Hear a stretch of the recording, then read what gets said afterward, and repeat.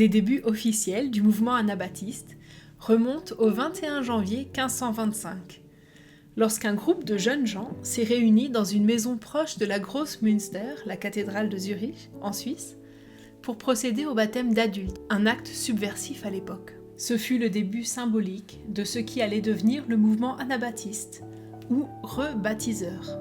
Leur étude de la Bible les avait conduits à une compréhension différente de celle de l'Église officielle. Pour eux, le baptême était un symbole de leur décision délibérée de se soumettre à la seigneurie de Jésus-Christ et de suivre son exemple dans la vie, un engagement que seul un adulte peut prendre. Cette décision remettait en question la pratique millénaire de l'Église catholique romaine, consistant à baptiser les enfants. À l'époque, les dirigeants politiques exerçaient une grande influence sur les décisions relatives à l'Église. Le baptême des enfants était également une méthode de recensement en vue de l'imposition. Il marquait non seulement l'entrée dans l'Église, mais aussi l'identité d'un sujet féodal. Pour ces raisons, les théologiens et les dirigeants séculiers ont été sérieusement menacés par l'anabaptisme. Ils ont déclaré que le mouvement était une hérésie et ont intensément persécuté ses adeptes.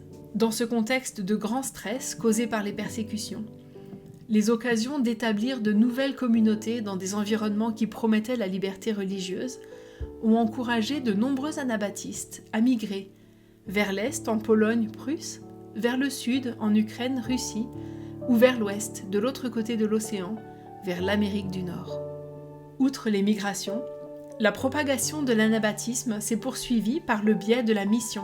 Des croyants ont pris des risques pour transmettre le message de l'Évangile dans de nouveaux endroits.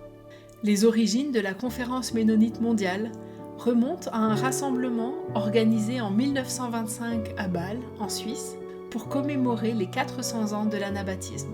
Cet événement a rassemblé des responsables d'églises de pays comme la France, les Pays-Bas et l'Allemagne, qui avaient été en guerre les uns contre les autres moins d'une décennie auparavant.